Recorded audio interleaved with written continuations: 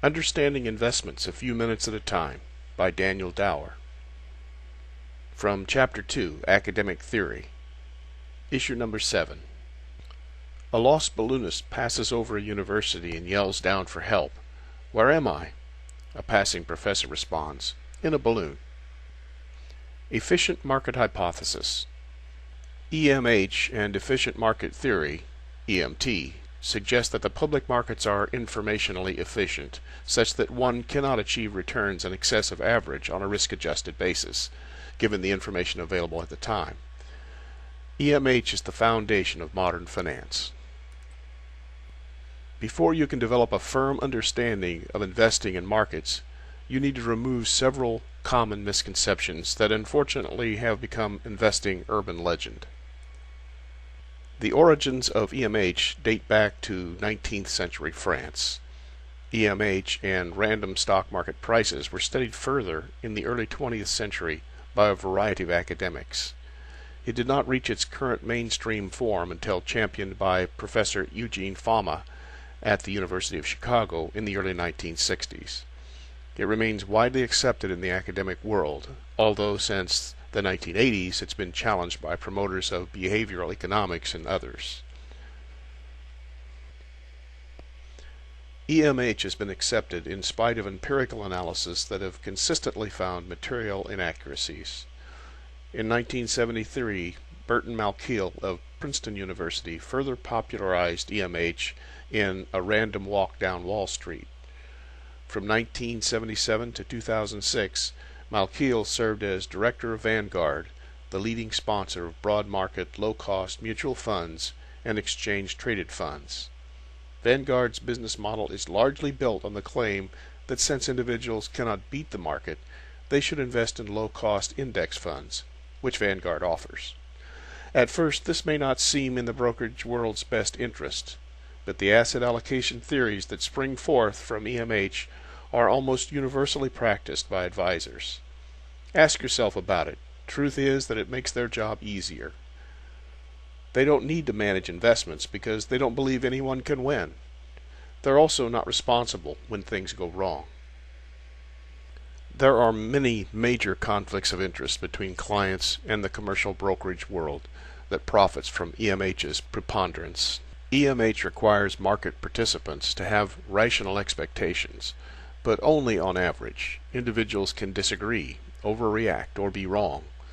All that matters is that investor behavior is random and follows a normal distribution pattern, such that the net effect on market prices cannot be reliably exploited to make an abnormal profit.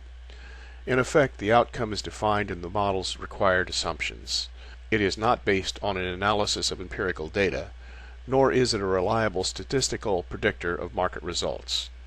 Strong EMH claims that the market represents all information available, private and public. No one can generate excess returns, even when some managers beat the market. Performance should conform to a random, normal distribution with a small number of lucky star performers. Strong EMH claims that prices adjust to public information, such that no excess returns can be generated by trading on that information. Neither fundamental analysis, technical analysis, nor other techniques will succeed, although illegal insider trading may. Weak EMH claims that future prices cannot be predicted by only analyzing historical prices. Share prices exhibit no serial dependencies on price patterns. Future prices are determined entirely by information not contained in past prices, and therefore must follow a random walk. Prices do not necessarily remain at equilibrium, but investors cannot systematically profit from market inefficiencies. Proponents of weak EMH usually state that technical analysis cannot succeed, but fundamental analysis may generate superior returns over the long run. Only a few of EMH failings. Empirical evidence suggests that stocks with low price-to-earnings ratios tend to have greater returns, a violation of EMH. Previously, some academics claimed that the low PE effect could be attributed to beta, another term from the capital asset pricing model, but that too was refuted empirically. Like early astronomers, academics justify each discrepancy in order to preserve their broken paradigm. Giovanni Cassini helped establish the superiority of Kepler's planetary theory, but said that only the Pope could assert whether the Sun or Earth truly moved. Behavioral economists attribute EMH's failure to cognitive bias, the capacity for human beings to act irrationally as a result of overconfidence, bias, emotions, or other errors in reasoning. They suggest that if investors acted rationally and randomly based on available information, markets would be efficient. Whether this is true or not seems irrelevant, as I feel quite confident that human beings will remain emotional for a very long time.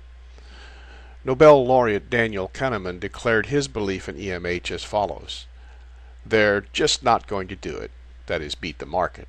It's just not going to happen. Those that control what gets published declare it so."